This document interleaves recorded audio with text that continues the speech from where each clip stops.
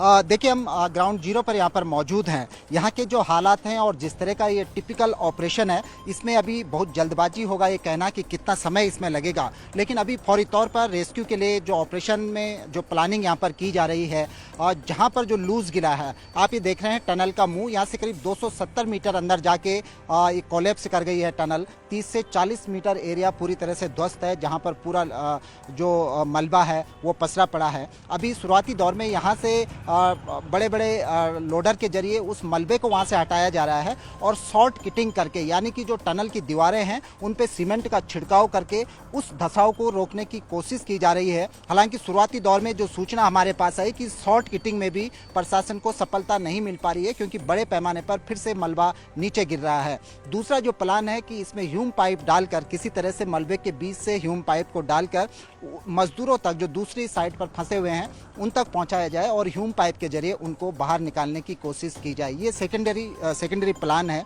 अभी तक प्रशासन ने जो काम यहाँ पर किया है कि जो पानी का नल था जिसके जरिए पानी की सप्लाई हो रही थी, उस नल को बीच में पानी को ब्रेक करके, पानी को रोक करके उससे ऑक्सीजन सप्लाई की जा रही है। कुछ हल्का फुल्का फूड भी उनको भेजा गया, चने उनको भेजे गए। उसी ऑक्सीजन पाइप के जरिए, कंप्रेशर के जरिए फोर्सली उनको दूसरी साइड पहुँचाया गया। जो जानकारी हमें मिली है कि जो श्रमिक अभी वहाँ पर पहुँचे हैं, क्योंकि सुबह के समय हल्की सी बातचीत हुई है, वॉकी टॉकी उनके पास था, लेकिन अब चूंकि उसकी बैटरी भी डाउन हो चुकी है तो वॉकी टॉकी भी बंद हो गया है, उनसे कनेक्टिविटी नहीं बन पा रही है।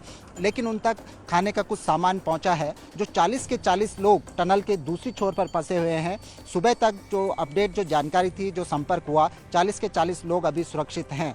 प्रशासन की कोशिश है कि जल्द से जल्द किसी भी हालत में उन तक पहुंचा जाए, क्योंकि 30 घंटे का समय बीत चुका है और जैसे जैसे समय बीतता रहेगा, जो जिंदगियां दूसरी ओर फंसी हुई हैं उनके लिए दिक्कतों का उनको सामना करना पड़ सकता है। हालांकि उनके पास करीब 2 किलोमीटर का एरिया है टनल के अंदर, जो जिसमें 2 किलोमीटर एरिया में उनके पास रह सकते हैं। 2 किलोमीटर एरिया में पर्याप्त ऑक्सीजन भी उनके पास होगी। जो साइंटिस्ट से हमारी बातचीत हुई, शुरुआती दिन में करीब 7 दिन का ऑक्सीजन उस 2 किलोमीटर एरिया में उनके पास था। हालांकि अब बाहर से भी ऑक्सीजन को पहुंचाया जा रहा है, लेकिन फिर भी दिक्कतें बढ़ेंगी। अंदर घुप अंधेरा है, लाइट की वहाँ पर कोई व्यवस्था नहीं है। पानी, ऑक्सीजन और हल्का फुल्का खाना उस पाइप के जरिए उन तक पहुँचाया जा रहा है। तो ये अभी तक की प्लानिंग है। तमाम जो एजेंसियाँ हैं, जो इस फील्ड के एक्सपर्ट्स हैं, उनको यहाँ पर बुलाया गया है। प्लानिंग की जा रही है कि किस तरह से जल्द मलबे को हटाकर उन लोगों तक पहुँचा जाए।